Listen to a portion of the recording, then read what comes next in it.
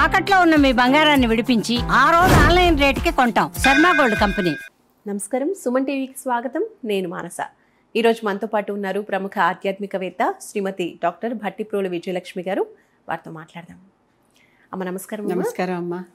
అమ్మ, చాలా మందికి ఉండేటువంటి అనుమానం, తమ పూర్వీకుల్ని అంటే తమ తల్లిదండ్రుల్ని లేదంటే చనిపోయిన వాళ్ళ తాతలు అమ్మమ్మ ఇలా వాళ్ళందరినీ కూడా నెక్స్ట్ జనరేషన్స్ ప్రేమిస్తూ ఉంటారు కాబట్టి వాళ్ళకి గుర్తుగా వాళ్ళ ఫొటోస్ పెట్టుకోవాలి అనుకుంటారు.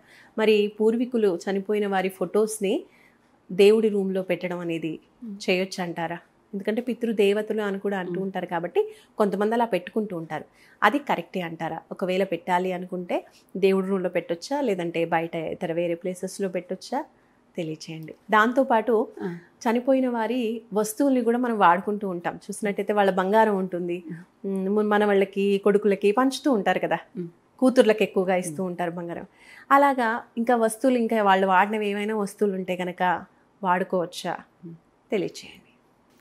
ముందర వాళ్ళ ఫోటోలు మన దేవుడి గదిలో పెట్టుకోవచ్చా లేదా? చనిపోయిన వాళ్ళ ఫోటోలు దేవుడి గదిలో పెట్టకూడదు.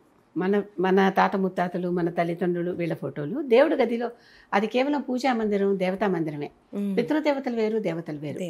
వాళ్ళ లోకాలే వేరువేరుగా ఉంటాయి కనుక వారు వేరే, వీరు వేరే కనుక ఈ దేవతల్ని లోపల పెట్టి పూజిస్తాం. కానీ పితృదేవతలని అంటే మన పెద్దవాళ్ళ తల్లిదండ్రులు, తాత ముత్తాతలు ఇలాగా వాళ్ళందరినీ మనం ఇంట్లో పెట్టుకోవచ్చు. ఫోటోలు పెట్టుకుంటే మంచిది కూడా. ఎందుకో ఇక్కడి నుంచి ఇవి మన రూట్స్ అని మన పిల్లలకి చెప్పడానికి మనకు అవకాశం కూడా ఉంటుంది. పెట్టుకోవటం తప్పు లేదు, కానీ వేరే పెట్టుకోవాలి. అంటే ఇప్పుడు వాళ్ళ ఫొటోస్ పెట్టుకోవాలంటే ఎటువైపున? కొంతమంది దక్షిణం అంటారు, అది కరెక్ట్? దక్షిణం వైపు పెట్టుకుంటే మంచిది. దక్షిణం వైపు పెట్టుకుని అంటే వాళ్ళు దక్షిణం చూస్తూ ఉన్నట్టుగా వెళ్ళిపోయారు కదా ఆ టేప్కి. అవును, కానీ దక్షిణ యమస్థానం, అందుకని మొత్తం దిక్కులన్నిట్లో ఒక్కొక్క వైపు ఒక్కొక్క దిక్పాలకుడు కదా, కనుక అటువైపు చూస్తున్నట్టుగా పెట్టుకోవచ్చు. పెట్టుకుని చేసేటప్పుడు నార్త్ వైపు ఫోటో పెడితే దక్షిణం వైపు చూస్తూ ఉంటారు. కరెక్ట్. అలా పెట్టుకున్నప్పుడు వాళ్ళని చక్కగా మనం రోజు ఒక పువ్వు ఏదన్నా పెట్టి కూడా పూజించుకోవచ్చు. తప్పేమీ లేదు, పూజ చేయటం తప్పు లేదు. కానీ దేవతా గదిలో, మన పూజ గదిలో వద్దు, విడిగా పెట్టుకోవాలి. కొంతమంది ఇంకా ఏం చెప్తారంటే వాళ్ళని ఇలా వేలాడేసినట్టుగా పెట్టకండి, అంటే కింద ఏమన్నా ఆధారం ఉండేలాగా. ఇప్పుడు దేవతా పటాలు కూడా మనం కొంచెం ఆధారంతో పెడతాం కదా, అలాగనమాట. ఒక ఆధారంతో పెట్టండి అని కూడా చెప్తారు. ఏదైనా మనస్సే ముఖ్యం అన్నిటికంటే మొట్టమొదట. చాలామంది బతికున్న గురువుల్ని కూడా పూజా మందిరంలో పెట్టుకోవటం చేస్తున్నారు. గురువులు వాళ్ళు సశరీరంగా ఉండగా వాళ్ళని పూజించాలి, సశరీరంగానే పూజించాలి, కానీ పటం పెట్టుకుని కాదు. శరీరంతో లేని గురువుల్ని పటం పెట్టుకుని పూజా మందిరంలో కూడా పెట్టి పూజించుకోవచ్చు, తప్పులేదు. వాళ్ళ స్థితి వేరే అనమాట, వాళ్ళది గురుస్థితి, గురుస్థానం కనుక వాళ్ళని వేరే పెట్టి పూజించవచ్చు, వాళ్ళని పూజా మందిరంలో పెట్టి పూజించుకోవచ్చు.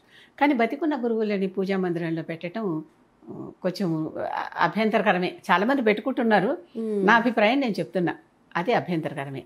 కనుక ఏ పటాలు పూజ గదిలో పెట్టాలి, ఏ పటాలు బయట పెట్టాలి, ఇలాగే ఈ గురువుని కూడా, గురు పటాలు మీరు పూజించదలుచుకుంటే, గురువు ఎప్పుడు మన పక్కనే ఉండడు కదా, పూజించదలుచుకుంటే చక్కగా గురువుకు ఒక గురుస్థానం ఏర్పరిచి ఆ గురుస్థానంలో గురువు పటం పెట్టి కావాలంటే పువ్వు కూడా పెట్టుకోండి, తప్పేం లేదు. అంతేగాని పూజ గదిలో కాదు. ఎవరు సశరీరంగా ఉన్న గురువుని, అంటే ఇంకా బతికి ప్రాణాలతోనే ఉన్న గురువుని, వాళ్ళని పైన దేవతలతో కలిపేయకూడదు, తప్పు అది. వాళ్ళు మన ప్రత్యక్ష దేవాలు అనమాట, అది కదా అక్కడ. కనుక వాళ్ళంటే అలా చేయకూడదు. ఆ తర్వాత ఈ పితృదేవత వీళ్ళు పెద్దవాళ్ళు వాడిన వస్తువులు మనం వాడుకోవచ్చా లేదా అని అనేటటువంటి దాంట్లో వాడుకుంటూనే ఉన్నాము. అందరూ కూడా ఏ వస్తువు పారేయరు, ప్రతి వస్తువుని ఎవరికో ఒకళ్ళకి ఇచ్చేస్తారు. మనం వాడుకుంటాం, లేకపోతే ఇంకోళ్ళకి ఇచ్చేస్తాం. కానీ ఏ వస్తువుని ఊరికే చెత్తబుట్టలో పడేయరు సాధారణంగా. అవునా? మరి అది పనికిరాని వస్తువు, విరిగిపోయిన వస్తువు, చిరిగిపోయిన వస్తువు అయితే తప్పితే అన్నీ కూడా పుస్తకాలు మన లైబ్రరీలోకి వెళ్ళిపోతాయి. వాళ్ళు వాడినవి, వాళ్ళు వాడిన బంగారం, వెండి పిల్లలందరూ కాస్త కాస్త పంచుకుంటారు. ఈ రకంగా అందరూ తల ఒకటి. ఈ పంచుకునేటప్పుడు వస్త్రాలు వాళ్ళు ఏది వాడినా కూడా ఆ వ్యక్తి అలాంటి వారు, పోయిన వ్యక్తి, ఆ వ్యక్తి యొక్క మనస్తత్వం వాళ్ళ ఆహార్యంలోకి వస్తుంది. అంటే వాళ్ళు ధరించిన నగల్లోకి, బట్టల్లోకి, వాళ్ళు వాడిన వస్తువుల్లోకి, అన్నిట్లోకి వస్తుంది. మన మనస్తత్వమే వస్తుంది. వచ్చినప్పుడు వాళ్ళు ఎలాంటి వాళ్ళు కనుక శుద్ధాత్మలు అయి ఉంటే, సాత్విక తత్వం కలిగిన వాళ్ళు అయి ఉంటే వాడికి వాడినా ఏమీ తప్పులేదు. ఇబ్బంది ఉండదు. వాళ్ళు కనుక కొంచెం ఈర్ష్య, అసూయలు, కోపం, ద్వేషం ఉంటారు కదా, అన్ని రకాలు ఉంటారు కదా.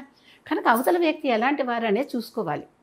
వాళ్ళు వాడిన ఇల్లు కూడా, ఇది కూడా చెప్తున్నా నేను, వాళ్ళు వాడిన ఇల్లు కూడా, వాళ్ళు వాడిన నగలు కూడా, వాళ్ళు వాడిన బట్టలు కూడా, అన్ని సమస్తం అవి దాంట్లో ఉండి వాడుకుంటున్న వాళ్ళకి ఆ లక్షణాలు ఆటోమేటిక్గా సంక్రమించేస్తాయి.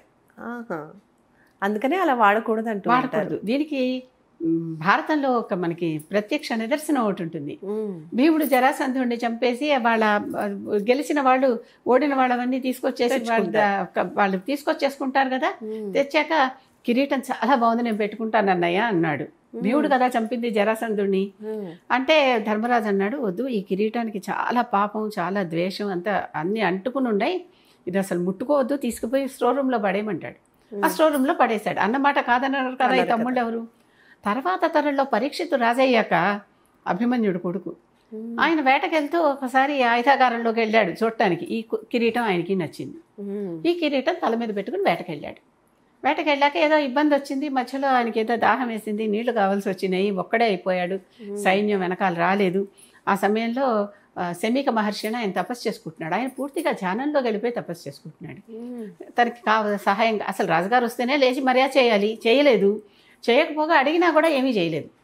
కోపం వచ్చేసింది పరీక్షిత్తుకి. మామూలుగా మహర్షుల మీద వీళ్ళు కోపించరు. మహర్షులకు ఉన్న శక్తి వీళ్ళకి తెలుసు. కోపించేసి ఏం చేశాడు, తీసుకుపోయి చనిపోయిన పాము ఒకటైతే పక్కన పడి ఉంటే దాన్ని బాణంతో ఇలా ఎత్తి ఆయన మెడలో వేసేసి వెళ్ళిపోయాడు. కిరీటం ఎంత పని చేసింది, ఎంత దుష్టబుద్ధితో, ఎంత చెడ్డ పని చేసిందో చూడండి.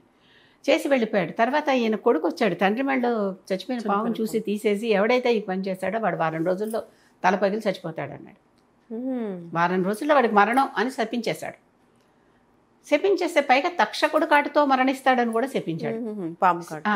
అది శమీకుడికి తపస్సు అయిపోయాక బయటకు వచ్చా కొడుకు ఇలా అన్నాడని తెలిసి, రాజుగారు కదా ఎంతమందిని రక్షిస్తున్నాడు, రాజు అంటే మనకందరికీ తండ్రి లాంటి వాడు, అతనికి మెసేజ్ పంపించు, ఇలా నీకు వారం రోజుల్లో మరణం వస్తుంది కనుక నువ్వు జాగ్రత్తగా ఉండు అని చెప్పమన్నాడు. చెప్పమంటే ఒక ఋషి శిష్యులు ఉంటారు కదా అక్కడ వాళ్ళ దగ్గర, వాళ్ళు వెళ్ళి చెప్పారు. చెప్పాక ఇక ఋషి శాపం తిరిగి తీర్చలేరు, అది తెలుసు. అప్పుడు ఆ వారం రోజులు ఎన్నాళ్ళంటే వారం రోజులు అంటాడు. ఆ వారం రోజులు భాగవత కథలని సప్తాహంగా చెప్పించుకుంటాడు. సప్తాహం అనే మాట అక్కడి నుంచి వచ్చింది, వారం రోజులే ఉంది. ఆ వారం రోజులు కూర్చుని ఇవన్నీ వింటాడనమాట. అహర్నిశలు అంటాను చూడండి. అహ అంటే పగలు, నిశ అంటే రాత్రి. ఆ 7 పగళ్ళు కూర్చుని అవన్నీ విన్నాడు ఆయన. విని ముక్తిని పొందాడు. శ్రవణంతో వచ్చే ముక్తి అయింది, ముక్తిని పొందాడు. అలా ఎందుకు ఇదంతా జరిగింది? ఆ కిరీటం పెట్టుకోవటం వల్ల. అప్పటిదాకా అలా ఎప్పుడు ప్రవర్తించలేదు కదా. కిరీట ప్రభావం, ఆ బంగారం ప్రభావం. కనుక అవతల వాడు ఎలాంటి వాడు, జరాసంధుడు కిరీటం అది. జరాసంధుడు బుద్ధులు కిరీటంలోకి వచ్చేసాయి, ఇన్నేళ్ళైనా పోలా. కనుక అటువంటివి కరిగించేసి వాడుకోవచ్చు. బంగారం అయితే వెండి బంగారాలు కరిగించేసి వాడుకోవచ్చు.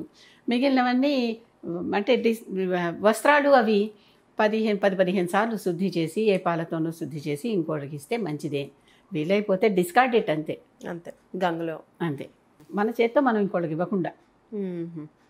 అవతల వాళ్ళు అలాంటి వాళ్ళు అయితే లేదు, వాళ్ళు మంచివాళ్ళు.